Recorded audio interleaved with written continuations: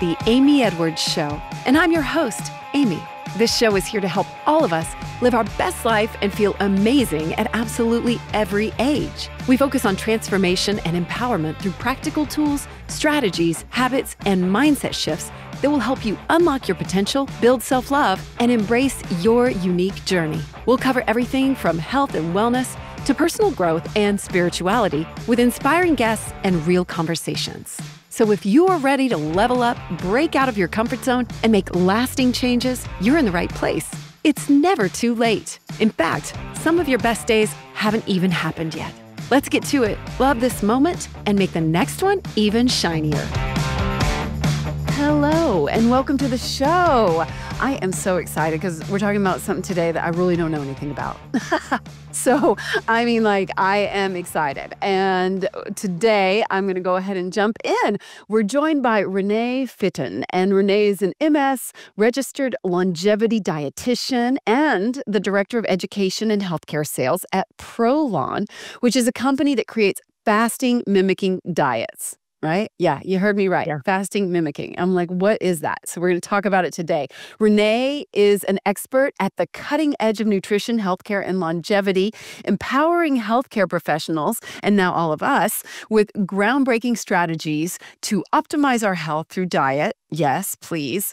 With approaches that benefit cellular health without requiring drastic lifestyle changes. I love that so very much. So today we're going to dive deep into this fasting mimicking, which I'm super excited, especially how it can specifically support women over 40 during perimenopause, postmenopause, and exploring how nutrition directly impacts our biological age, our skin health, our overall vitality, and more, with some practical tips, how we can start aging backwards, which I am all about. That is my MO. So welcome, Renee. I'm so happy that you're here. And let's kick off with understanding exactly what fasting-mimicking diets are. Tell me everything, please. Absolutely. Yes. Thank you so much for having me. First of all, I'm excited to sink our teeth into this topic. And as you beautifully presented in this introduction, we have a lot to cover and a lot to talk about. But I agree. Let's just start at the beginning. What the heck is fasting-mimicking? So fasting mimicking is essentially the concept that we can get all of the incredible benefits of water-only fasting, but with food. And so usually when I say that, people are like, that's not possible. It's not real. How can you? Like a contradiction, right? Yeah, exactly. It's a contradiction. But about 30 years of research and development went into figuring out what our body believes is a fast. And it turns out that our dictionary definition of fasting, which is did you put food in your mouth or did you not put food in your mouth, is actually different than what our cells and our body perceives as a fast. And so 30 years of research went into figuring out exactly what triggers our body into a fast or not into a fast. And there are, turns out, specific foods, specific nutrients, and specific amounts that we can have so that we can go into a fasted state and our body can get all the incredible benefits of water-only fasting, but we still get incredible nutrition and, of course, ease and safety of continuing to eat food during that time. I love that. And I feel like honing in on how it is for women is so important because when I studied fasting a while back and, it was trending and all that. So I looked into it. It just really struck me that it was studied more on men and from what I read, it benefited men in a very different way. And I was like, I don't know that this is for me. So I love this. I'm here. Yes. So how do we do it? And what are we doing? Yeah, it's complicated. First, let me just say it's not easy because our body is very particular in what it's going to accept as a fast mimicking diet, because there are very specific radars essentially on our cell's surface that are looking for food and constantly, on the lookout for the types of nutrients in the amounts that will say, okay, food is here and it's time to grow. And this is usually how our body behaves. So, and it's pretty darn good at capturing when we do consume food, but there are certain things that slip under, and generally what we are looking for in a fasting mimicking diet is something that is lower in protein specifically because a lot of the amino acids that are present in food, and especially animal proteins, are going to be major signals for growth. So it's going to be lower in protein. It's also going to be very low in simple sugars. And it's going to be higher in things like healthy fats, complex carbs, and fibers, and things like that, that are able to live more under the radar, so to speak. So it's a lot more than that. And that's why I always recommend that people use the pre-made fasting mimicking kits. They are 5-day long programs. We can talk about why they're 5 days, because I think a lot of people think about intermittent fasting, these 16-hour fasts or these daily fasts when they think about fasting. But it's really important to fit in some of these longer fasts. And we'll talk about why that is in a bit. But Okay. making it really easy. There's companies that are creating fasting mimicking programs for 1 to 5 days that will give you everything you need for the day. And it'll be things like a breakfast bar, soups, crackers, olives, things like that. So the two major companies that are doing this right now are Prolon and L-Nutra Health. And Prolon being a kind of more longevity-focused fasting mimicking diet, and then L-Nutra Health being a more metabolic, people with type 2 diabetes, people with prediabetes. It's a full program. It comes with dietitians and physician support. So two different verticals right now where it becomes really easy to do a fasting mimicking diet where everything comes already prepared and you don't have to think about anything. Yeah, I've been working with a functional nutritionist who was on the show, Risa Grew, and she's fantastic. But so I did a detox. Justin and I, my fiance and I, both did it, and I've gotten really, really picky on ingredients since working with her. I've done my blood work and my GI and all that, and it's been super fascinating. But I went through Prolon's ingredients, and I was pleasantly surprised. Like because I cannot believe the ingredients that I see now of things that I thought were okay, which I'm sure you feel the same way, right? Absolutely. It's honestly, it's a little scary sometimes when you look at label, like, we're killing ourselves and know we're killing ourselves. So scary. Yes. Yeah. So Prolon and L-Nutra Health are very, very careful about the ingredients that are put into every single one of the items. Of course, for the science-backed fasting mimicking component of it, making sure that we're not triggering the nutrient sensing pathways or the alarm bells on the cells. Yeah. But also because we want to make sure that everything that is in the product is also long-term healthy. So it's fully plant-based. It's very clean nutrition. You'll notice that on the back of every item, there's like max maybe 12 ingredients, everything that you can name and read and recognize. So really, really clean. And that is also sourced from some of the longevity regions of the world too. So you'll find in a lot of the products and ingredients are sourced from Italy and some of the longest lived regions in Italy, and just making sure that everything is especially clean and carefully procured. Yeah. I mean, I was impressed when I looked at it because I was a little cautious at first because anything packaged these days, I'm just cautious about now that I'm reading everything because I'm just astonished at what we're doing. And so tell me, how'd you get here? How did you get to this? And how picky are you and how much do you fast? I want to kind of like hear your story a little bit.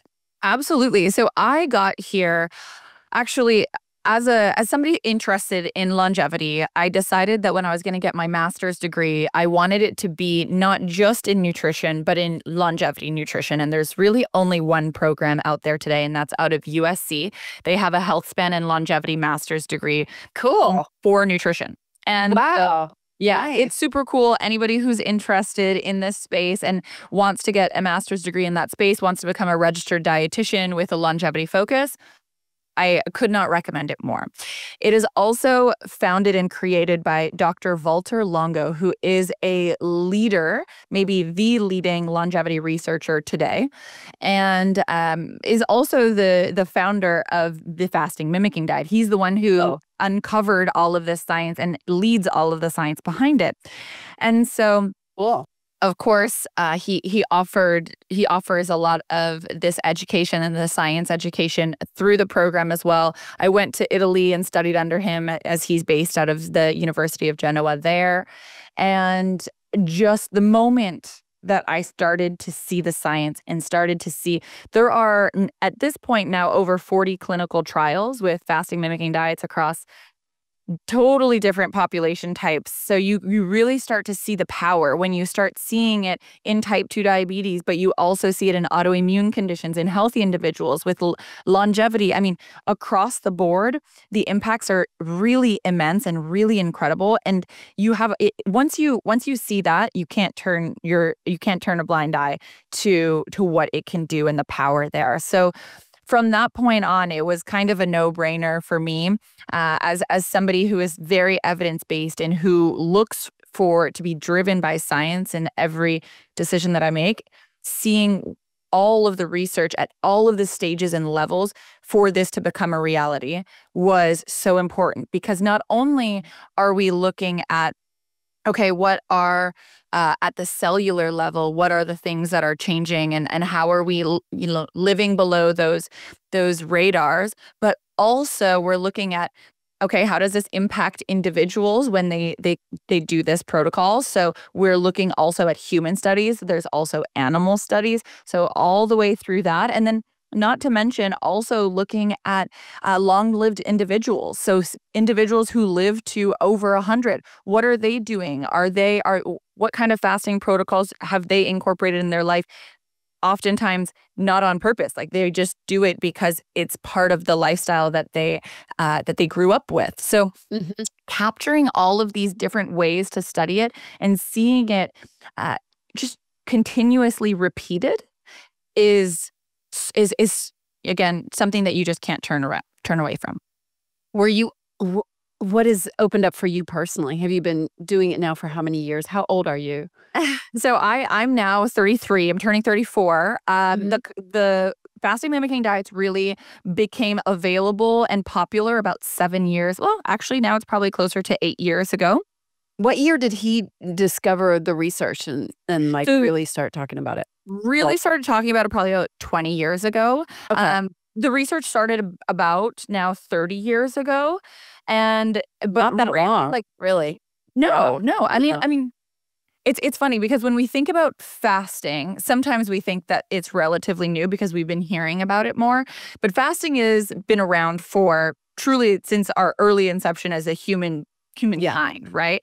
And so our body has evolved to thrive during periods of fasting. Now, fasting mimicking is brand new because even the concept to think that maybe you could get the benefits of fasting with food what seemed a little outrageous, but Dr. Longo was looking for these alternatives because of the benefits that were being seen with fasting in patients, especially cancer patients, actually. Wow. And was like, man, I really want to give this to this population, but the medical community just wasn't willing to put patients that were already going through cancer protocols also on a fast and water only. It just seemed too dangerous for that population.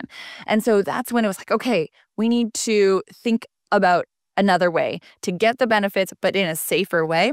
And that's when really the wheels started turning. Okay, what can we do? And what are really the mechanisms that are underlying all of this fast? And how can we do that while still giving nutrition? And so this is really where the fasting mimicking diet kind of came to be. And then, of course, it took a little bit of time to develop it into something that could be repeated every single time into a really easy to deliver and to complete box with everything that you need inside. So yeah, it's, I mean, relatively new in that it's only been really around for about the last 8 years. But I've been doing it pretty much since it started. And you only need to do this. This protocol is, I mentioned, it's 5 days. You only need to do this about 3 times a year, 3 to 4 times a year, depending on the individual. And so I've done it. I'm coming up to my 15th cycle right about now. Wow. Wow. Yeah. Okay, let's get into why. Because, because I know intermittent fasting is something that people do all the time. So I'm so interested to learn Why? What's happening in our cells and why? Absolutely. So I think the first thing to note here is the difference between intermittent fasting and prolonged fasting, or fasts that are over about 2 days long. Okay. And the big thing to note here, and the big reason why why I personally am a big advocate of these prolonged and especially fasting mimicking diets, is because they're able to trigger something called autophagy. Autophagy, if some people are familiar, it's starting to get a little bit more out there today. You may also hear things like mitophagy, but essentially, autophagy is the ability for our body to clean its cells out of junk. So as we age every day, we accumulate stuff that doesn't really serve us so much anymore. And that happens inside of our cells, as well as many other places. But inside of our cells, things can break down and not work as well. And eventually we have to let our body clean that out so that we make space for new, healthier components. And that cleanup is autophagy. That cleanup is that concept that we can get rid of it, but it only really triggers, this autophagy only triggers after about 2 days of water-only fasting or fasting mimicking diets. And so you can imagine that a lot of people really aren't getting much autophagy. They're not getting much of this deep cellular cleanup, and they're just letting all of this junk kind of accumulate in their cells.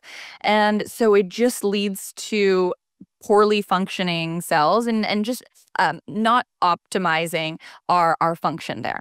So that is one of the biggest things. And that's also why we believe that we see so many incredible results, because we're working at the cellular level. We're working at the root cause of pretty much everything, because our cells are essentially, they're running the show. They're telling our whole body what's going on.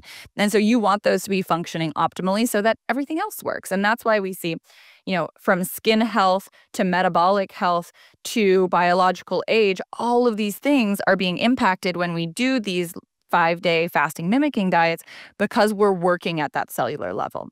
Now, those intermittent fasts, well, they certainly have some benefit. Don't get me wrong. There's some benefit there, because we're still doing some calorie restriction. We're still going into what we call ketosis, or burning fat for fuel.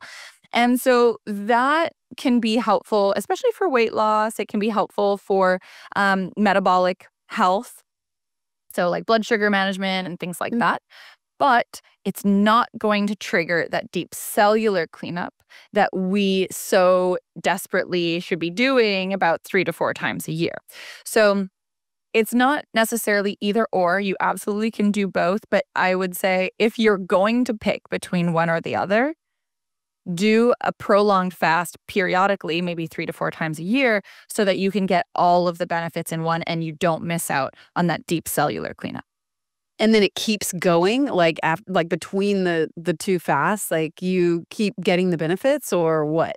So yes and no. You still get benefits, but autophagy will not continue. So autophagy it's really only, it takes a little bit of time for it to trigger, about 2 days or so, because autophagy is triggered when your body gets enough of a stress that the body says, hey, like, let's switch gears from growing all the time to repair and rejuvenation and cleanup. And just so spurts of that are effective? Is that? Yes. Okay. Absolutely. And so the important thing here, and why the 5 days is so important, is that we trigger it around that end of the 2-day, early day 3 mark. And then we want to live in it for a few days. And we want to let it do the work. We want to let it do what I like to sometimes think of as our spring cleaning. You don't need to do spring cleaning on your home every single month. You just need to do it periodically so that you can get into all of the little cracks and crevices. If you do it too frequently, that's also problematic, because your body also still does need to grow. It still does need a healthy amount of nutrients and food that is considered like more of your typical daily diet. And in fact, when we look at the research between people who are not properly refeeding or who are just doing constant fasting, they don't have the same benefit as those that are refeeding, because you also, once you do the cleanup, you kind of need to rebuild from there. You can't just leave it empty. And so the refeeding period is just as important. So the periodic cleanup is beneficial, especially if you're able to live in that autophagy for a few days, hence the 5, and then give your body time to rejuvenate, repair, rebuild from there. And then again, 3 to 4 months later, you do your next cleanup. I love that. And why do I need a kit to do it? Can I do it like through my own devices, or, like, how's that work? Yeah, great question. So technically, yes. In fact, Dr. Walter Longo wrote a book called The Longevity Diet. I actually keep it on my desk at all times. I feel like I've heard of it. Oh, I know that. I know that. Yeah. It's I don't know great if I book. have it, but yeah, I definitely heard of it. It's a great book, and I would urge everybody to read it. If this is interesting to you, if you really want to learn more about the science and the details of this program beyond what we chat about today, I would say get a copy. You can get on Audible, all the good stuff. But in there, he outlines kind of some recommendations for if you wanted to do it at home. Now, I personally don't advise any of my clients to do it at home unless there's a bunch of ingredients that they just can't work within the fasting mimicking diet as it's designed, because it is pretty difficult to perfect. There's not like a specific recipe for every single item or how to move forward with it. And therefore, if you make one wrong move, and if you add a little bit too much of one ingredient, or you accidentally, you think bone broth isn't going to do something, but it certainly will. There's all of these pieces that are quite complex. And if you slip up and put in a little bit more of something that may not be necessary, you will very likely break your fast entirely. So for me, it's just the peace of mind that when I'm using these FMDs that are already designed, or fasting mimicking diets that are already ready to go, not only is it easier, but it's also just certain that I will not be breaking the fast. That's what every single study has been designed against, is these specific kits. And so just knowing that there's certainty in that, I think, is really helpful. And I wouldn't want somebody to go through 5 days thinking that they got the benefits and turns out that they hadn't. No, that makes sense. I'm sitting here thinking like, okay, when can I do it? I want to do it before we get this episode out. No, it makes total sense. And what are you seeing happen when people start doing this? I mean, you mentioned that they're doing it with cancer patients and stuff. Like, what's happening to people? So much. I'll focus on our generally healthy population, or what I'm imagining most of our listeners might come across throughout their lifetime. So first of all, we look at biological age, and biological age applies to everybody, because it doesn't matter how healthy you are, your body behaves in a certain age. And that is what we call our biological age, as opposed to our chronological age, or the number on our birth certificate, right? Our biological age can be older than our chronological age, or it can be younger than our chronological age. And it can really go pretty much as far away from that chronological age in either direction as we let it. And so what we've been able to see with the fasting mimicking diet is that even in healthy individuals, we see a 2.5-year biological age reversal, so improvement of your biological age by 2.5 years with just 3 cycles. That's 5 days a month for 3 months in a row, and that's it. 2.5 years. So this, again, is it's looking a little bit more at a number of factors, because biological age is measured by looking at a lot of different factors. So things that we're looking at here include things like CRP, or a measure of inflammation, blood pressure, your blood sugar control, which brings me to the next component, which is metabolic health. So we have seen such great results with metabolic health in individuals that are, generally healthy and might just kind of start seeing those numbers creep up. Your blood sugar, your blood pressure, your cholesterol, those numbers kind of start creeping up. get ahead of it, and there can be improvements there. But also in patients with type 2 diabetes, where your blood sugar is now needing to be managed oftentimes with medication. So what we've been able to show in type 2 diabetes with fasting mimicking diets being used once a month for a 6-month period, they showed significant improvements in their HbA1c, 1.4% drop, which is like medication level improvements, while patients are coming off of their medication, which is really, again, quite unheard of. In fact, the Diabetes Association was essentially telling people that diabetes wasn't curable. You just had to be on medication for your whole life. And now we know that we can put patients with type 2 diabetes into remission with nutrition and things like the fasting mimicking diet in a really easy way, where you're only making a nutrition change for 5 days and not every single day, which can be usually far more approachable for many people, not to mention how quickly it has an impact, right? So doing it 5 days a month for 6 months as opposed to every single day for like years. Yeah, it sounds awesome. That's amazing and incredible. I mean, they're going to be adopting probably a little bit of a healthier lifestyle anyway. But I'm wondering what you think when you see someone like Brian Johnson, and I'm sure you've watched his, if anybody's wondering who that is, he's the one that has a new show on Netflix, or a documentary on Netflix called Don't Die. Yeah.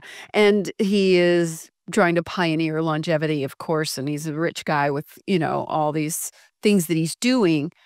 I wonder what you think of him. And then do you also tell this kind of 2 questions, but do you also tell your clients to really get a baseline for their blood work and really move forward with that? Because that's been helpful to me too, in going through that with a practitioner. Absolutely. I'm a big proponent of measuring success. And I believe in this system so much because I've seen the results from the before and the after. And the easiest way for us to see that when we try things new for the first time is to do that as well. So I generally recommend that people will test before they do their first cycle. You can just go to your doctor and get basic labs, because a lot of those are going to see improvements as well, depending on who you are and what might be out of range. But there's also additional testing that you could ask for depending on what you're looking to measure. If you have access to any sort of body composition analysis, I would also say to do that, because this has consistently shown not just to produce weight loss, but also protect muscle mass, which is so important, especially for women over 40. I mean, this is so critical because we lose muscle mass just naturally as we age, and we have to be so careful to protect it. And so if you can do any body composition analysis, whether it be nowadays, like DEXA scans are starting to become easier to do, and they're generally considered a gold standard. But also a lot of gyms now have things like InBodies or other what we call bioimpedance analysis measures. And even if all of those fail, there's things like there's like on Amazon you can get, I think there's a scale called the Renfo scale. It's like maybe $20 or something. And you can even use that to get a general sense of your body composition, because it's not just about weight loss. It's really important that we protect that muscle. And that's something that we see with this protocol. So yeah. And muscle loss, I know, is a thing too with anyone who's on a semaglutide or anything like that. And so can this benefit people who have used that or are using that too? Yeah, well, so that's a tough question because we haven't studied it yet. So we always want to be careful to say, oh, yeah, it's going to be great if we haven't done the clinical trials. That is a thing that I really respect with L-Nutra, the kind of makers of the fasting mimicking diet, is that there is so much research, and they're very hesitant to go beyond what any claims might be able to be made from the research there. So let me just start by saying that the research isn't there. Now, that being said, I work with a lot of physicians who are pairing, semaglutides and GLP-1s with fasting mimicking diets. And we generally see that ideally people can have their doses so that they don't have to use as much of the medication, or we'll do a fasting mimicking diet before they start, just to kind of see how far we can get without the medication, because it is so, it's going to tap into muscle. There's a lot of side effects that go into it. So if we can avoid going that way, then great. And if we want to slowly start tapering down, it can also be a really good solution to add in FMD. So these are all I like that. Yeah, that's a good. That'd be great for people, probably. Yeah. Yeah. Exactly. So there's a lot of opportunity there, absolutely. And I think right now what we're seeing more than ever is it being used as an alternative too, because it is a natural solution. It's going to protect your muscle. Semaglutides and GLP-1s, 40% of the weight that is lost on those is muscle. Oof. Oof. That is a lot. That's a lot. That's not good.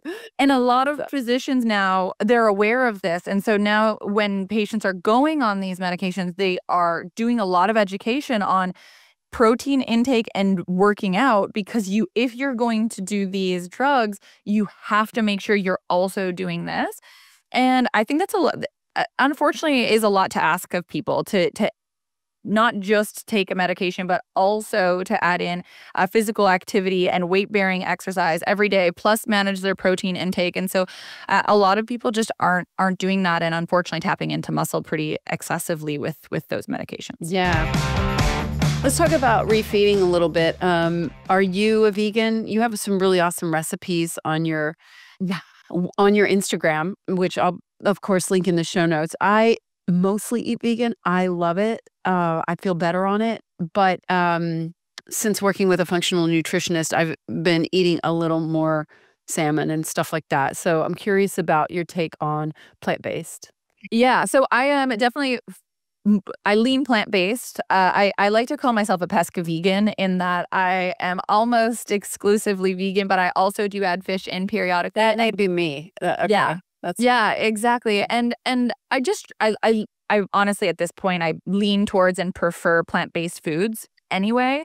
Now, does that mean I will never touch red meat or never touch chicken? No. Very occasionally I'll indulge in something if I'm at a restaurant and people are like, "Oh my gosh, this is the most incredible thing I've ever tried." I also am a big believer in balance, and also in community and experience, because there is so much research actually on the concept of community and longevity. And so there's absolutely a balance there.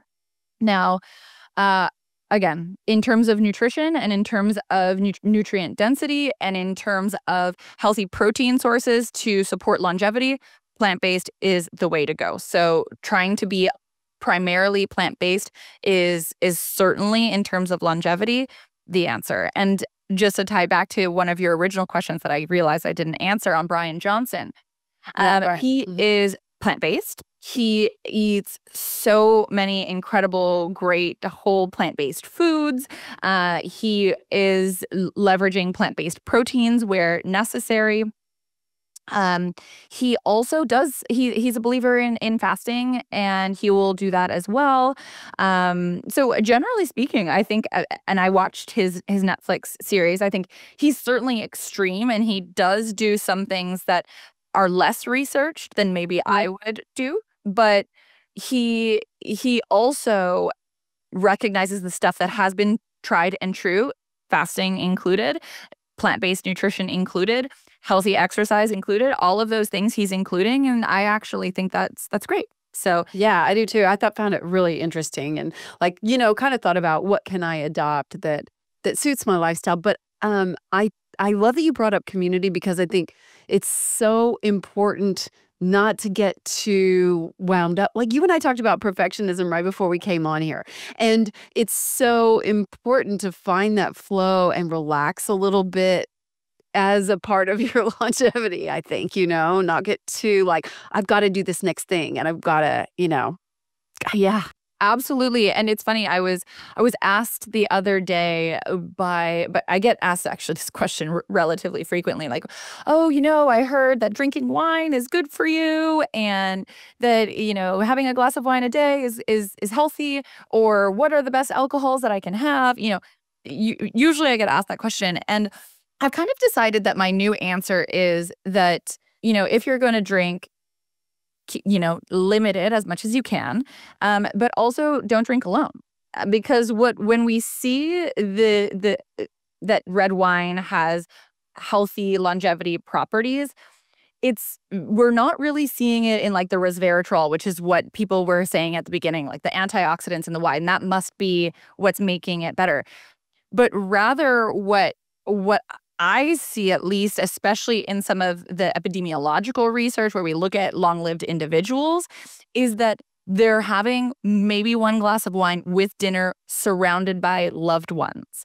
And that, I think, is really, really interesting. So, of course, if you can exclude alcohol entirely, that's the optimal. There's no amount of alcohol that is necessarily healthy. But if you are going to do it in a reasonable amount, surrounded by loved ones, in a place where it kind of just like lowers your stress levels for a little bit and puts you in like this really positive, safe space. So, oh my God. I think you just like, you need to like put that on your Instagram. I mean, really, truly, like it's when somebody says, oh, it's this that is the key, and it's untangling these things. It's like when somebody asks what I've done to my face, and I'm like, I don't know what one thing did it, like why I look, like I do a bunch of stuff. And it's combined with those other things. That's so crucial to look at. What a great point. Absolutely. And I mean, when we look at the pillars of longevity, there are so many things, community being one of them, nutrition just being one of them, right? Because there's also physical activity and then not to mention stress management and sleep and all these other things that kind of play together. And so when I work with somebody that is looking to improve their longevity and is looking to optimize their longevity, I don't necessarily always start with nutrition. I try and figure out where they're willing to bend and what works within their ecosystem. And if the easiest thing for them to change is sleep, then maybe we'll start there and we'll leave nutrition alone for a little while until we can find something. But that's also why I love the fasting mimicking diet, again, just to come back to it, because you're asking for 15 days a year. And I feel like most people can find 15 days a year where they're not even consecutive 15 days, right? It's 5 days, 3 times, 4 times max a year. So it's pretty easy to incorporate within your lifestyle. It sounds pretty easy. I mean, I'm dying to do it already just talking to you. Do you have to eat at certain times, or do you have to like really watch that part of it, or is it a little more flexible than that? Super flexible. So you can eat within the day's window. So I should have brought a kit here, but essentially there is 5 individual days boxes within the larger kit, and within each box is everything that you would consume for that day. So it makes it really simple. I usually dump it out onto the table and kind of figure out what I want to have when. You don't want to switch things between days or between boxes, but within the day, you can do whatever the heck you want, and you can eat it whenever the heck you want. So nice. I think like for most people, they'll try and have their breakfast like at a early time, like around, whenever within an hour of waking up. And then they'll try and spread out their food throughout the day so that they finish eating about, a couple hours before bed. I do have some people that find that if they want to limit their hunger before bed, they'll save something for right before bed just so that there's no like hunger cues keeping them from sleeping.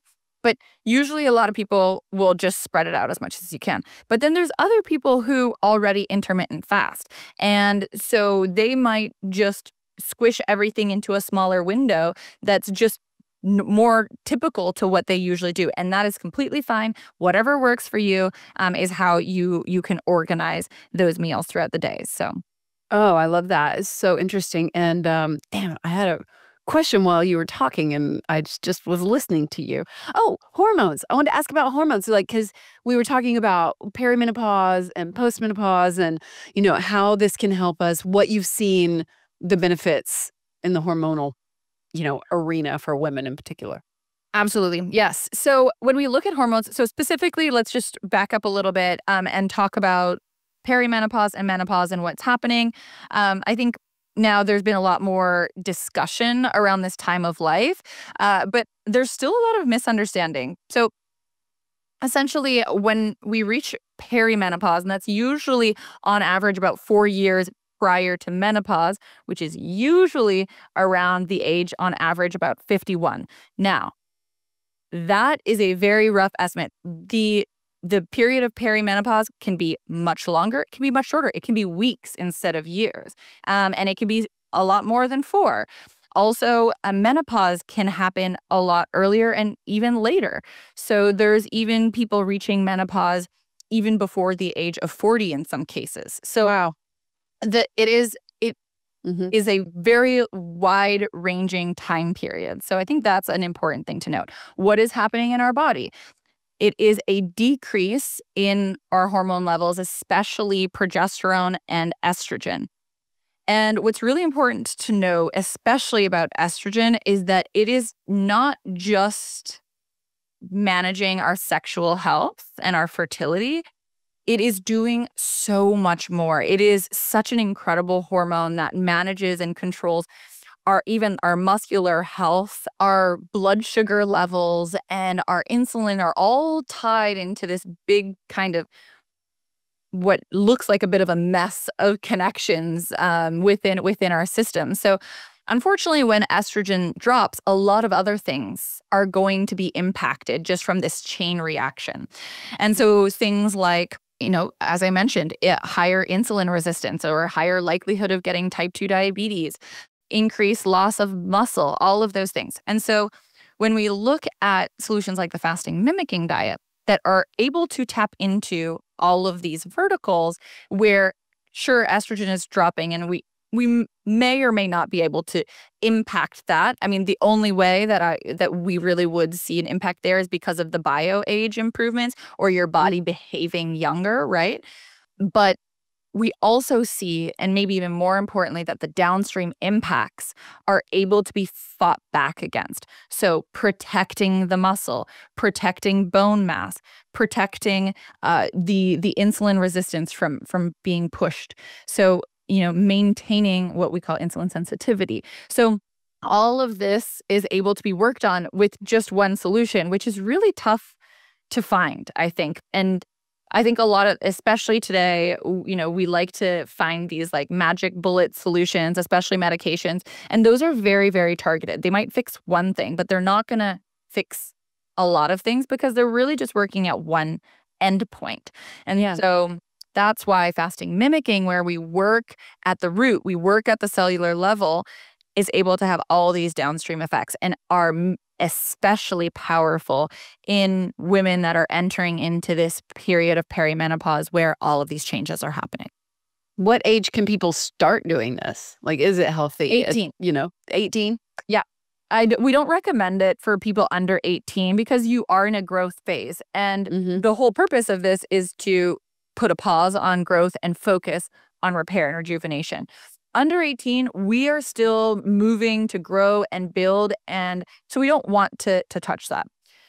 There may be some exceptions. There's actually some really cool research being done in type 1 diabetes. This is the type of diabetes where you're born with it. And there was a preclinical trial. So this is a trial done in mice models where they were able to show with fasting mimicking diets the rejuvenation of beta cells. These are the cells that are not functioning in patients with type 1 diabetes. And so they were able to see that they were rejuvenated with fasting mimicking, which is incredible. And so now there's research being done and in pediatric populations with type 1 diabetes to see if we can replicate this in humans. Now it's still early, but there may be cases where we would use it in younger populations, but it's very few and far between, and it's very targeted for the right reasons. So generally speaking, for most people, we wait until 18 and older before using this protocol. Oh, that's so interesting. Wow. And then, like, I guess on a practical level, what do people expect with their energy levels? So it depends on the person, but generally speaking, let me just start by saying that you're not going to have to stop doing everything that you usually do. You won't need to take time off work. you can do absolutely everything that you normally would on a regular day. And some people actually feel more energized. And I noticed this more so on day 4 and day 5, though I've had some people that tell me that they feel energized starting day 2 or day 3 even. Cool. But it's really cool because what's happening is when we go into this fasted state, our body is switching from using sugar as a fuel source, which it likes to do. It's preference. So when sugar is available, it will always go there. It's just easier. But when it's not available, it switches to using fat for fuel. It actually will use the fat reserves that we have in our body for fuel. When it does that, it releases a fuel source known as a ketone. Yeah. The ketone, it can go right into your brain and be used right away. And our brain actually really likes to use ketones. And so when we are in this fasted state and our body starts using these ketones and our brain starts using those ketones, what we often hear is people having something called keto euphoria, or this kind of like super alertness, awareness, and also just like this heightening of the senses, just more generally, that is happening. And so that usually will happen around day anywhere between day 3 to 5 for most people. But yeah, it's cool. It's so cool. Well, I know that there was a lot of ketones that people were like drinking. My fiance had some. I felt like I was drinking nail polish remover. It was not for me, but like, I don't know. I don't want to fake that. I would like to. So I'm so glad you brought up. So exogenous ketones are a big thing right now. Oh yeah. It is, and I've tried them all because I like to make sure I can see where people are coming from and why they want to use them. Right now, the research is still very, very early on exogenous ketones. And what we've seen is at best, it might be useful for some people in improving physical performance, like kind of like as a pre-workout. That's the only thing that I've even been able to see. And that is, by the way, the research is 50-50. So some of the research says that you actually decrease your physical performance. Oh, shit. That's not good. It's just like, it's too early. It's too early for me to be a huge proponent, but I have people that just swear by it. They say that they feel stronger. They feel, able to take on their workout better. Yeah. And so, to each their own. But yes, it tastes like rocket fuel, as they Oh my say. God. So gross. I was like, am I at the nail salon? No. That was not my thing. No, but I did have one that I will say is quite good. It's called Holy Water, and it's an actual beverage, and they've done a good job of masking the flavor. So okay, so just in case that's your thing. I personally don't. I don't know. I'm not there yet. The research isn't there yet. And possibly most important thing to say about exogenous ketones is that you are giving your body the ketones, which is the end product, right? So sure, maybe your body will use the ketones and your brain will use the ketones, and maybe there's like some performance opportunity there. But what you're not getting is your body taking the fat from your body to turn it into a ketone. In fact, what they've been able to show is that taking exogenous ketones represses the body's ability to leverage its own fat to build ketones because it already has ketones. So it's not going to go make more. And so to me, if you can do it naturally, always pick that way, because our body is way smarter than any scientist in a lab. It has had millions of years to figure out what the heck it should be doing and how to do it right. And so we know, the reason why people are using exogenous ketones is because there's benefit to ketosis and there's benefits to having those ketones. So let's just let our body do it and let our body be the incredibly smart being that it is in managing our health. Big time, because we try to make it so much more complicated. I say this all the time on the show. I'm like, we're trying to overcomplicate things all the time when really, like, here you are talking about, okay, it's simple. Our body has the power to do it through food, through the proper food, and community and walking. And, it's just, we go searching for things when we have the power right here if we're willing to do it. So yeah, I love that. Well, what have we missed today? Is there anything that you really needed to touch on with this that we didn't get to, or anything just on your heart that you want to reiterate before we go today? Yeah, I mean, I think there's so much that we could touch on. As I mentioned, there's over 40 clinical trials and 30 years of research here. So there's so much that can be said. A couple of the things that I know that I didn't touch on are some of the research that has been shown on skin health. So we see even with the 5 days, improvements in skin hydration, skin texture, fine lines improved. So that's, again, just pointing to what you can do when you work at that cellular level. It's a whole body improvement. And it's also something that people can really see right away. So some of the stuff that we talked about, like biological age, unless you're doing bio-age testing, which you absolutely can do nowadays, which is awesome, you might not be able to immediately capture some of those things. Or if you don't have weight loss that you're looking to achieve, because this isn't just for people looking to lose weight, right? Although people who want to lose weight, maybe that's going to be your metric. But there's all these different things that you can measure before and after to see the change. And skin health is maybe the easiest, because all you have to do is take a picture of your face before you start and take a picture of it after. And you would be amazed at the difference that you see. And so we also studied that clinically, and we're able to see that with objective measures, we saw improvements there. So skin health is one. And then the other thing for me, I love that so much. Yeah. right? Yeah. People always ask me like, oh, what do you do? Oh, I love that. Yeah. I mean, and it's so simple. And to be able to really gauge the before and after, oh my God, so good. Exactly. And then the other thing that I'll note just really quickly is the motivation that is changed. And this is something, this like behavioral change, I think is not talked about enough, because it is prompting people to make additional changes once they've completed the 5 days. And so, yeah, it seems like 5 days maybe wouldn't be enough to make change. It is. But on top of that, if you're then motivated to make other changes, it is just exponential. And so we actually did a study in patients with type 2 diabetes, where they had done the 5-day fasting mimicking diet once a month for 6 months. They showed all this incredible improvement in their weight, in their HbA1c or their blood sugar metrics. It dropped medication. All these things were happening, which was phenomenal. But also, just as a side thing to measure, they asked people before they started and at the end how much exercise they were doing every week.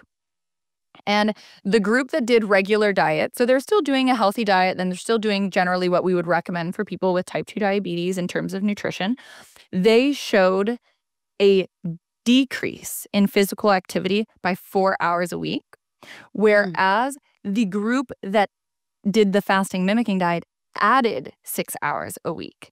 Wow. Activity.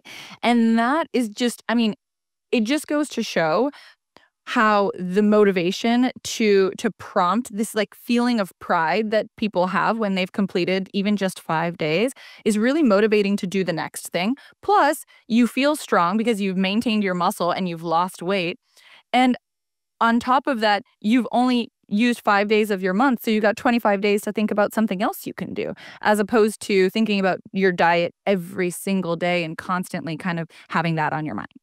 Oh, that is so good. It really is a snowball effect too. I mean, when you start doing one thing, when you start measuring, maybe doing your blood work and stuff, at least for me, I have really noticed that then it bleeds out into other things. Like I'm paying attention in a whole new way to ingredients now, which feels really good. I mean, I'll literally just put stuff down. I'm like, nope, you know? And it's wild. I mean, I think I've made concessions for many years and thinking things were okay. And I just see it with new eyes now. Absolutely. Well, I think we generally as consumers, we have lost trust. Yeah. Fair, totally fair. I think honestly, it's a valid feeling for the amount of things that we have been lied to about, and or just kind of like tried to get things slipped under the rug, like, oh yeah, this is super healthy, go ahead, move forward. And then you realize that, you know, it's right on the label, but we never took the moment to read, just because we felt like we could be protected by the agency regulations. But unfortunately, that's not always the case. So we have to take some of that agency into our own hands. And so I love to hear people like yourself who are reading labels, who are looking at things and being just a little bit more cautious about some of the decisions we make when it comes to food. Well, yeah, I'm trying to practice what I preach here on the show always. If I'm learning about it, I want to try it myself.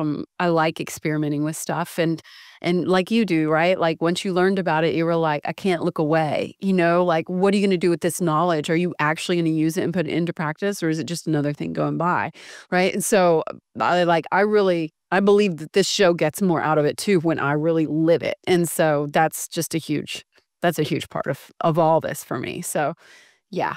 Yeah. Now we need really to get you on the excited. FMD. I'm doing it. I'm already like, as soon as we were done here, I'm like, me and Justin are going to do this. I force him to do it. So he's interested, but like, I'm like, no, we're doing this. So it's way better to fast with a friend. I did the husband, fast with your, fast with somebody. Because I've done it with my husband and I've done it without him, and it's way easier when he joins me. Yeah, I bet. I bet. So, well, thank you so much. And everything's going to be in the show notes, but why don't we just go over how everyone can find you and your Instagram and all that. And of course, Prolon. Absolutely. So if you're interested in learning more about Prolon, and I also mentioned L NutraHealth, you can find them on Instagram at Prolon. You can also go online at Prolon Life. That's LIFE, prolonlife.com. You can also find L NutraHealth at L-Nutra, Nutra, health.com if you're interested in either of those. And then if you want to find me, connect with me on social, I am at Fitton Nutrition. That's Fitton Nutrition on Instagram. And I'd love to hear from you. Feel free to send me questions, DM me. I'm all ears. I love you have a great name for what you do. I mean, thank you. Everything is going to be in the show notes too. And Renee, you were a joy and just so much great knowledge and information and so informed. Thank you so much. I really loved this episode, and I just love a balanced view and really just getting to food and what we can do with our own bodies. That means that's like the thing, right? Not searching outside ourselves. So incredible. Yeah. Thank you so much. And I'm so glad that that's what you got out of it, because that's exactly what I hope to share with the world. It's just about balance and finding ways that you can make an impact and prioritize some of the changes that you can make to make the biggest difference, but not feeling overwhelmed or feeling like you have to reach perfectionism to get there. So, yeah. Thank you so much for letting me say that. Absolutely. Well said. And thank you to everybody that turned up today. I am so grateful that you're here. Please rate, review, follow the show. And if you haven't signed up for the newsletter, it's at amyedwards.info or amyedwards.com. And you can reach out to, of course, Renee or myself. You can reach out to me at realamyedwards on Instagram, or, of course, just reply to the newsletter. I'll see all the replies. And I just want to say thank you so much. This is how we shine brighter all the time. And that's what we're doing. Keep shining bright. Till next time. Thank you so much for being here. Please rate, review, and follow us. And we'd love to hear your feedback. Keep shining bright.